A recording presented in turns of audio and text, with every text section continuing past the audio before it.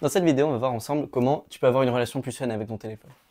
Pour que ça empiète moins sur ta vie sociale, sur ta vie en mathématiques, sur tout ça. Donc déjà, le premier point, ça va déjà faire mal, c'est on va arrêter ensemble la musique. C'est pas grave, ça va passer. Donc dis-toi que en fait, écouter de la musique, ça a deux inconvénients.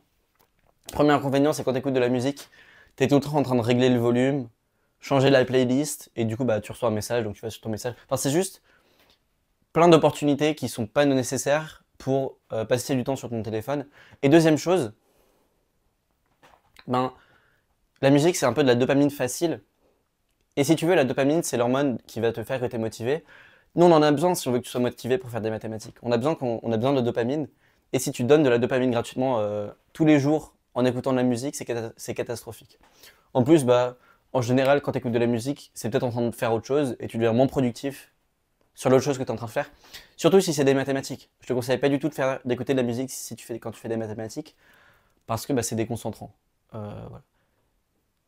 À la limite, de la musique classique, ça peut t'aider à être concentré. Ouais, à la limite de la musique classique, si ton environnement il est bruyant, ok, écoute de la musique classique, mais rien d'autre. Et surtout, faut pas que tu aies ton téléphone à côté de toi quand tu es en train d'étudier. Mets-le loin. Ok, donc voilà, ça c'est le côté musique. Ah oui, dernière chose sur la musique, même en termes de confiance en soi, enfin surtout si tu écoutes du rap, écouter du rap, c'est un peu mettre la personne enfin le rappeur sur un piédestal, écouter des sons où en gros il est en train de flex, et du coup tu te mets un peu comme un admirateur de ce rappeur. Et en fait, ouais, bah moi quand j'ai arrêté la musique, c'était un petit boost de confiance en soi. Je ne m'attendais pas du tout.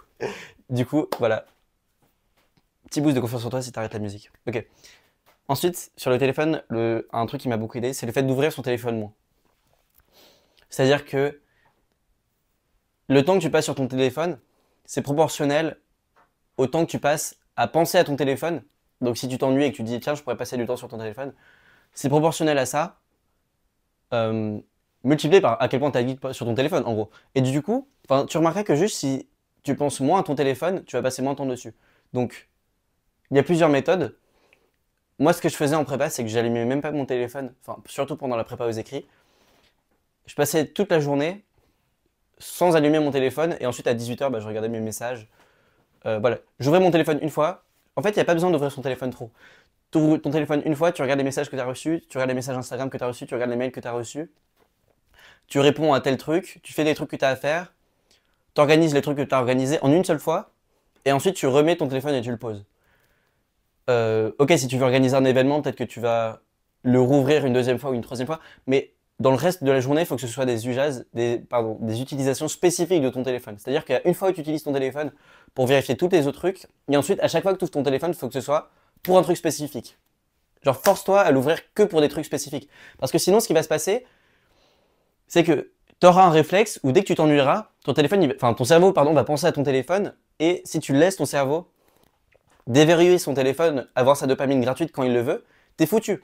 T'es foutu. Le système de dopamine, il n'est pas fait pour être disponible à volonté. C'est-à-dire que avoir un bouton où tu peux avoir de la dopamine gratuite quand tu veux, c'est un truc qui est extrêmement dangereux pour les humains parce qu'on n'est pas fait pour ça. Notre système de dopamine, il est prévu pour s'allumer genre peut-être 2-3 fois dans la journée. Quand tu manges, voilà, quand tu fais du sport, quand tu chasses le mouton, quand tu chasses le mammouth, là ta dopamine s'active. Quand tu manges, et peut-être une troisième fois, tu m'as capté. Ok, c'est pas. Si t'as de la dopamine à volonté, ça va tout dérégler. Il y a une expérience justement où il y a des scientifiques qui ont mis des souris avec un bouton qui leur donnait de la dopamine gratuite. Et au bout d'un certain temps, les souris elles faisaient que d'appuyer sur ce bouton-là et elles ne mangeaient même plus. Elles avaient même plus la motivation pour manger parce que la dopamine était sécrétée. Donc c'est dangereux d'avoir de la dopamine qui est disponible à volonté. C'est vraiment dangereux. La clé de la prépa, si tu veux, c'est d'arriver à mettre le système de dopamine au service des mathématiques, c'est-à-dire de donner de la dopamine quand tu fais des mathématiques. Et c'est très compliqué parce que faire des mathématiques, ça demande du temps, ça demande à faire ça, alors que avoir de la dopamine sur son téléphone, c'est beaucoup plus facile. Donc c'est à nous de limiter notre usage du téléphone pour emmener la dopamine vers les mathématiques. Ok? Donc, il y a un livre que je lisais qui s'appelait Deep Work, et dedans il disait que si tu voulais être sur ton téléphone, c'était pas grave, mais il fallait au moins mettre un truc de 5 minutes. C'est-à-dire que, mettons qu'il est 12h52, j'ai envie d'aller sur mon téléphone, mon cerveau il s'ennuie, paf, il a envie d'aller sur son téléphone. Je me force à pas y aller jusqu'à 12h57. Je me souviens de l'heure, je me dis bon ok, ouais, j'attends 12h57. Et rien que faire ça, ça va limiter énormément cette sorte de réflexe que tu as d'aller sur ton téléphone quand tu t'ennuies. Ok. Dernière chose, pour encore limiter ce réflexe de ton cerveau qui veut aller sur son téléphone quand tu t'ennuies, faut qu'il y ait des activités à faire quand tu t'ennuies de base.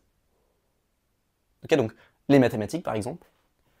Moi quand je m'ennuyais en prépa, direct, je pensais à un exo. J'avais pas le temps de penser à autre chose. Je me disais tiens, cet exercice-là, est-ce que je l'ai résolu au final? Je pensais à la preuve, ah bah tiens, j'ai fait la preuve comme ça. Ah mais est-ce que ça, je suis sûr que ça marche. Ensuite je pensais à un autre truc. Ensuite, ah mais ce théorème-là du cours que j'utilise, c'est quoi sa preuve déjà? Et voilà. Et boum, je faisais des mathématiques pendant 1 heure. C'est comme ça qu'on progresse en mathématiques.